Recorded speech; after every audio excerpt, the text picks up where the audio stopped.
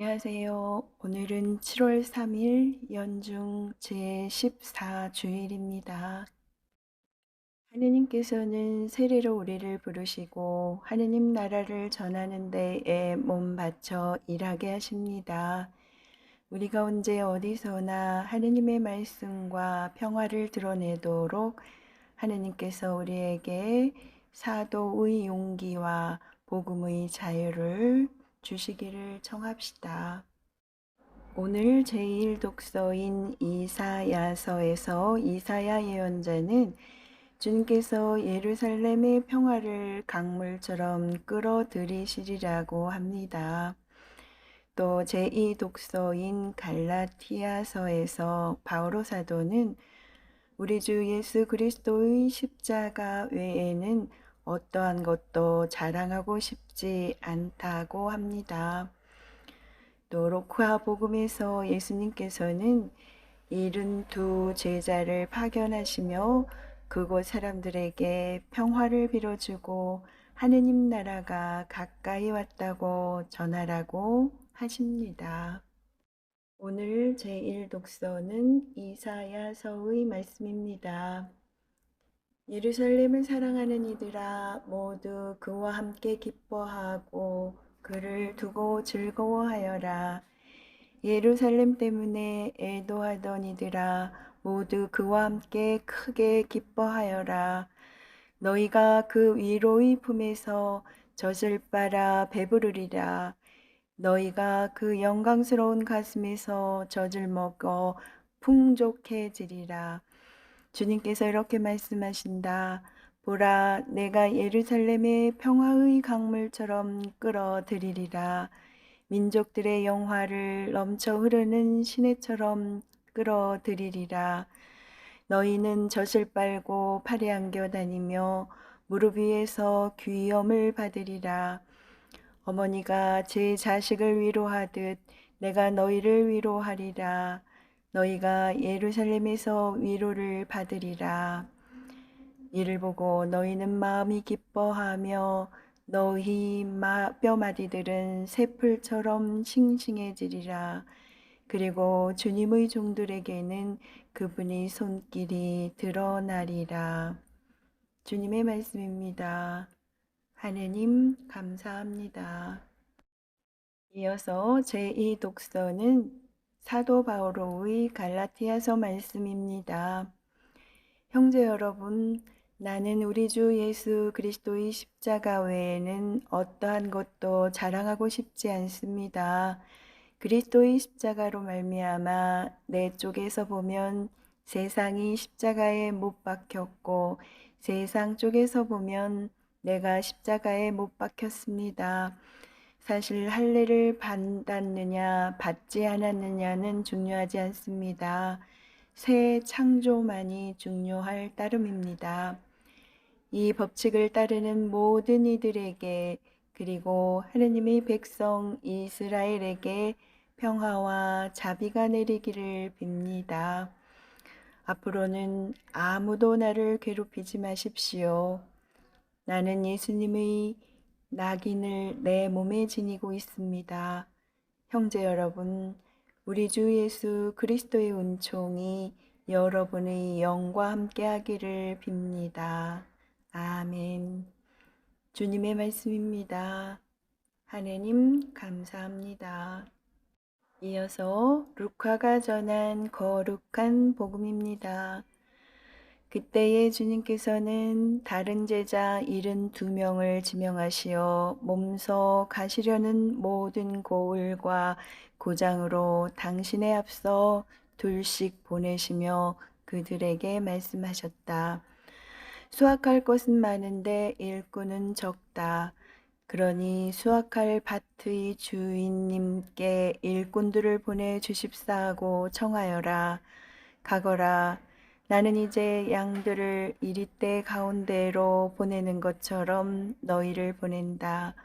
돈주머니도 여행 보따리도 신발도 지니지 말고 길에서 아무에게도 인사하지 마라. 어떤 집에 들어가거든 먼저 이 집의 평화를 빕니다 하고 말하여라. 그 집에 평화를 받을 사람이 있으면 너희의 평화가 그 사람 위에 머무르고 그렇지 않으면 너희에게 되돌아올 것이다. 같은 집에 머무르면서 주는 것을 먹고 마셔라. 일꾼이 품삯을 받는 것은 당연하다. 이 집, 저 집으로 옮겨 다니지 마라. 어떤 고을에 들어가든지 너희를 받아들이면 차려주는 음식을 먹어라. 그곳 병자들을 고쳐주며 하느님의 나라가 여러분에게 가까이 왔습니다 하고 말하여라. 어떤 고을에 들어가든지 너희를 받아들이지 않으면 한 길에 나가 말하여라. 여러분의 고을에서 우리 발에 묻은 먼지까지 여러분에게 털어버리고 갑니다. 그러나 이것만은 알아두십시오. 하느님의 나라가 가까이 왔습니다.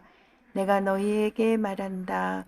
그날에는 소돔이 그 고을보다 견디기 쉬울 것이다. 72 제자가 기뻐하며 돌아와 말하였다. 주님, 주님의 이름 때문에 마귀들까지 저희에게 복종합니다. 그러자 예수님께서 그들에게 이르셨다. 나는 사탄이 번개처럼 하늘에서 떨어지는 것을 보았다. 보라, 내가 너희에게 뱀과 전갈을 밟고 원수의 모든 힘을 억누르는 권한을 주었다. 이제 아무것도 너희를 해치지 못할 것이다. 그러나 영들이 너희에게 복종하는 것을 기뻐하지 말고 너희 이름이 하늘에 기록된 것을 기뻐하여라. 주님의 말씀입니다. 그리스도님 찬미합니다. 이어서 오늘의 묵상입니다. 오늘 복음에서 예수님께서는 72 제자를 지명하시어 당신께서 가시려는 고을과 고장으로 당신에 앞서 둘씩 짝지어 보내십니다. 사제 생활을 하면서 동료들과 함께 지내는 것이 힘겨울 때마다 둘씩 짝지어 보내시는 예수님을 원망하며 호소할 때가 있습니다. 주님, 효율 면에서나 신자들에게 주는 부담의 차원에서나 혼자가 낫지 않을까요? 시간이 흐르면서 둘씩 짝지어 보내신 예수님의 의도를 깨닫게 됩니다. 복음을 선포하는 제자는 심부름꾼처럼 예수님의 말씀을 전달만 하거나 마술사처럼 그럴듯한 기적을 보여주는 사람이 아니기 때문입니다. 제자는 자신이 전하는 복음을 동료와 나누는 관계 안에서 실천하는 사람입니다. 군중은 제자들의 행동과 말투뿐 아니라 그 둘이 함께 지내는 모습을 보면서 그들이 전하는 복음의 진정성을 느낍니다.